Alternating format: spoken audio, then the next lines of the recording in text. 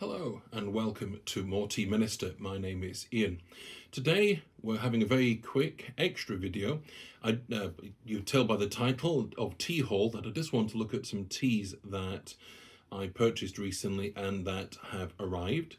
This is only a sort of partial exploration of one kind of tea that I enjoy, which is a way of saying some teas I've already reviewed that aren't on display at the minute, if I can put it that way, that we're not going to talk about, and some that are going to be arriving soon.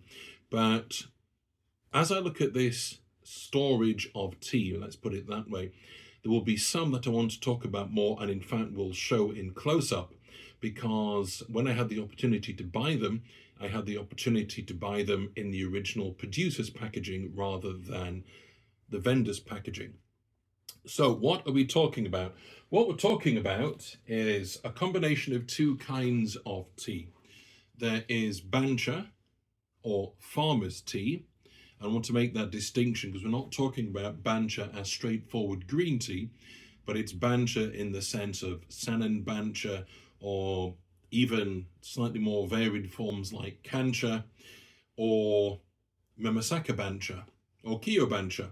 Examples where the basis is Bancha leaves, but they've been treated in different ways.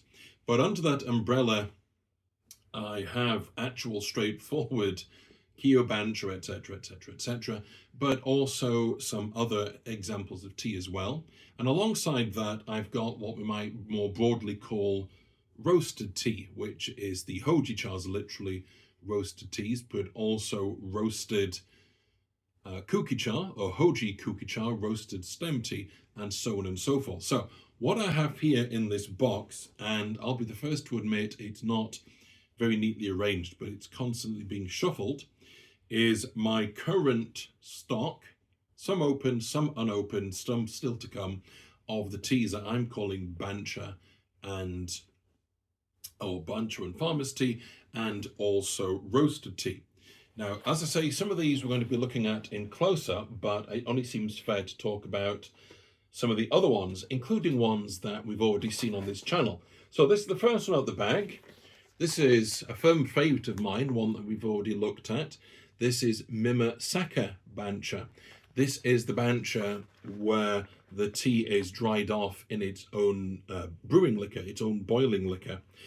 This pack of this is from Thé de Japon, and I think it was Thé de Japon's version that we reviewed in the past. So we've already had a look at the packaging in some detail, but nice big package because the leaves are whole and they're not curled up or anything like that. So the next one to come out here is another one that we've reviewed. This is one very dear to my heart just because it's quite an unusual tea and an elusive tea, and it is Shishi Kui Kancha from Tokushima Prefecture. It's the tea that is processed by Akemi Ishimoto, and only Akemi Ishimoto, who at the last time I took any note was 87, and the only person still producing this winter tea known as a Kancha, which was very, very flavorful, but is distinctive because of that, well, that built-in rarity. Although I'm pleased to say there are a couple that I am trying to obtain. From Curious Tea, this is one that takes us a little bit left field. This is Boseong Kuki Hojicha, so it's a roasted stem tea. But for those who are familiar with teas and on our channel, this is from Korea. It's a 2023 harvest. The 2025 was sold out, but this current year, and if anything they said this coming year, I will try and get some, God willing, if I have the chance. So this is a roasted twig tea, or hoji kukicha you might call it, or kuki hoji cha, and this is from Korea, so that's a little bit different. I haven't reviewed that one yet. My only review of kukicha didn't seem to generate a great deal of interest, but hopefully, if we've got this sort of broad discussion about these teas, we might get some comments for a change, and people might say, do tell us more, or please don't talk about that, one or the other. This was another great favourite, and I'm going to show you the packaging because I love it. We have seen it close up before, This is Wahaha 3-year Bancha from Ayumi Farms. So this is 3-year-old tea material that's then cut down and processed into Sanin Bancha rather than the 3-year aged variety. So that's really enjoyed that. Fabulous tea. It's almost like caramel flavored hojicha. Wonderful stuff. And any more that we are familiar with? Ah, yes, at least one of these we have reviewed. This is the brace of hojichas from Komin's tea, hence the same sort of basic packaging, as it were. So we've got Hojicha Uji, so it's hojicha from Ujin area, and then we have Mr. Iri or Mr. Toshiro Iri's Hojicha as well. That's second harvest. This is middle to the end of May, so a sort of late spring, early summer harvest. One is Yabakita, the other is Yabakita and Kanaya Midori. So a brace of hojichas, and I think that's the one that we reviewed, Hojicha Uji. But once again, I'm happy to review these teas, provided somebody can let me know it's of any interest, because it didn't generate a great deal of views, let alone discussion. And then we come on to some more recent purchases. I'm going to get these out together because they're the same vendor and their same packaging, which I do like.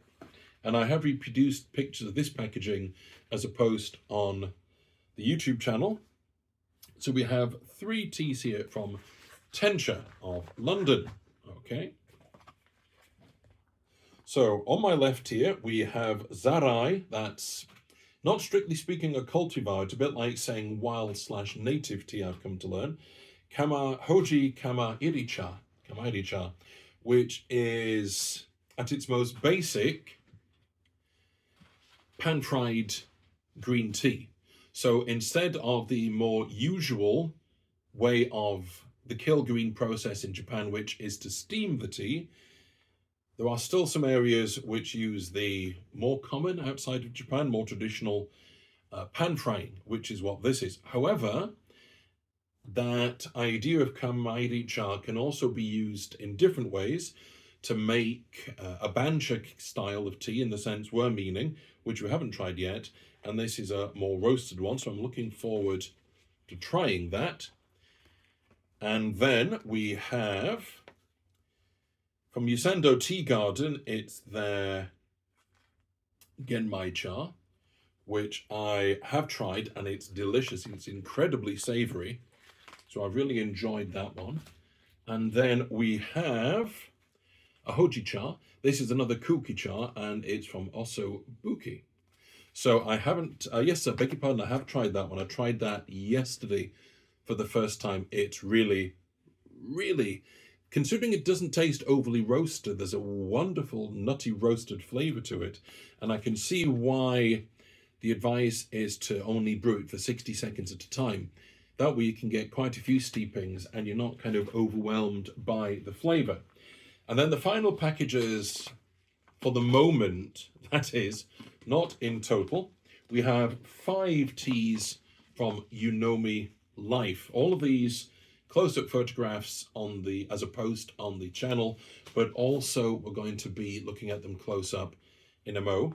So we have here a very large 400-gram package of Genmai cha from Shogyukuin Tea Factor. It's a superior Genmai cha from Kyoto.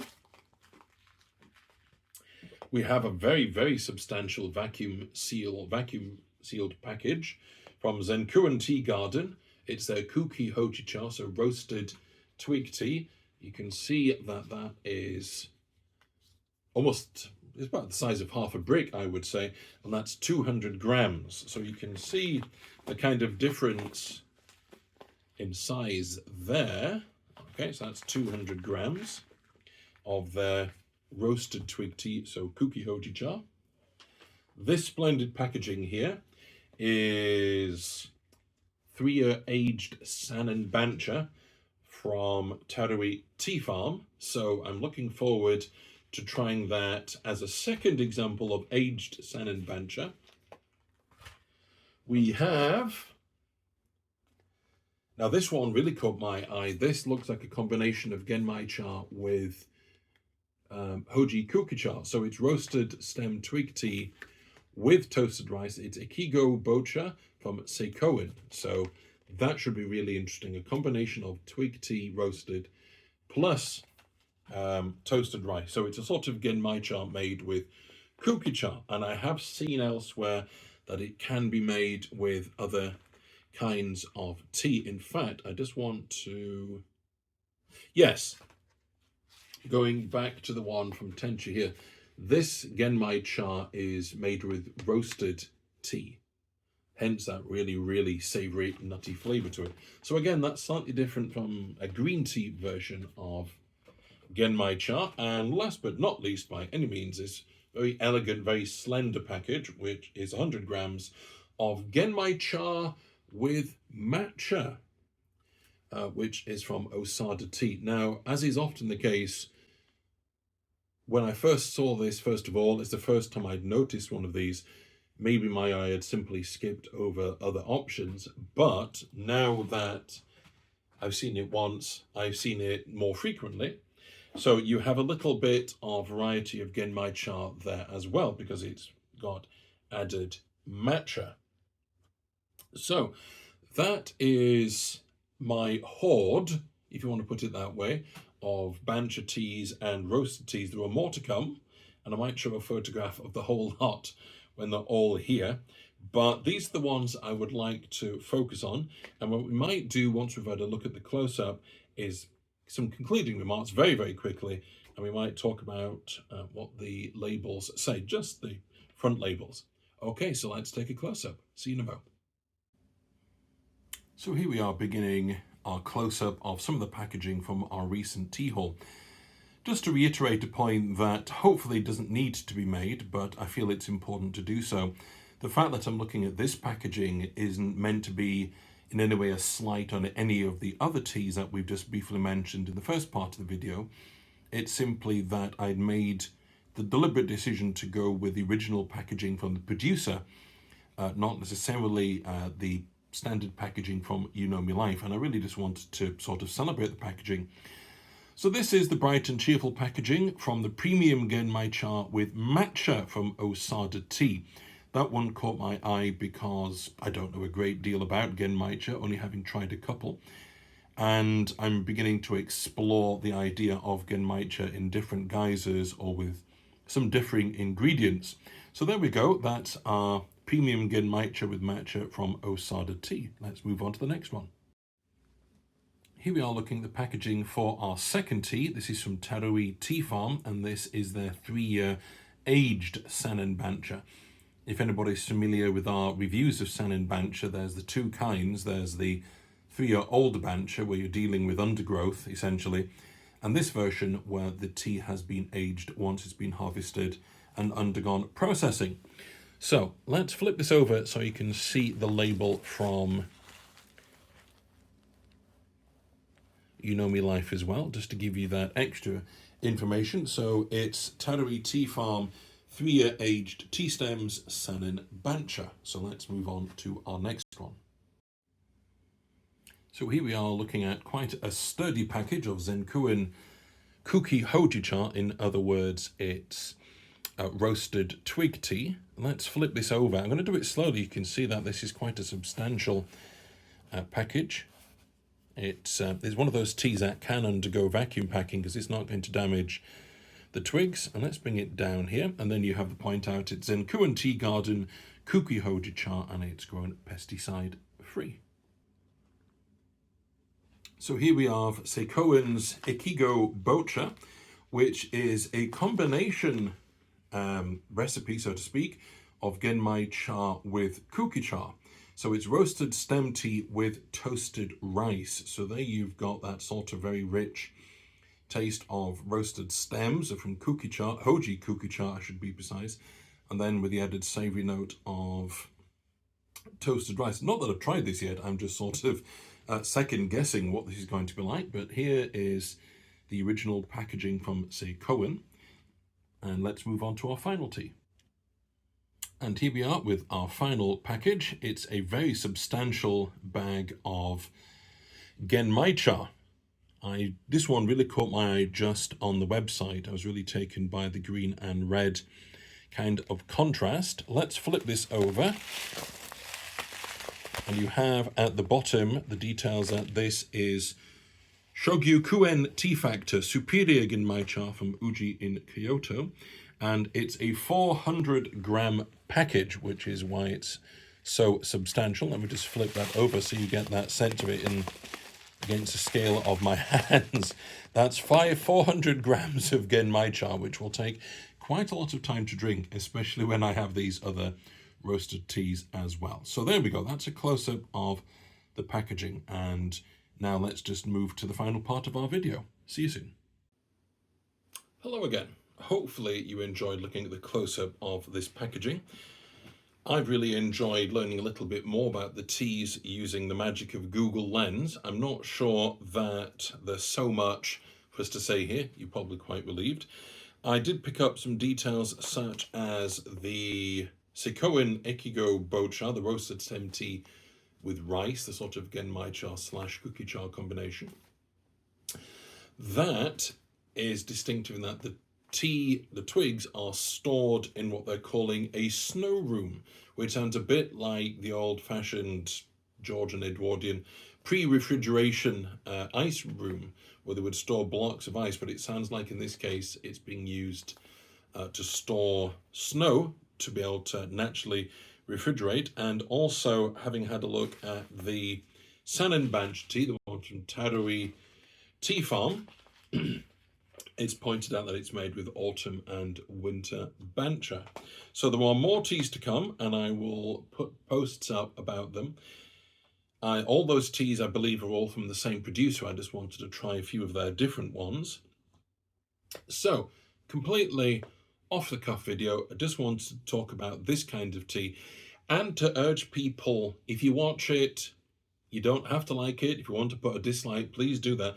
Just some sort of reaction, and if this sounds interesting at all to anybody, let me know, and we'll start doing some reviews of more genmaichas, more hojichas and kukichas, or some combination thereof.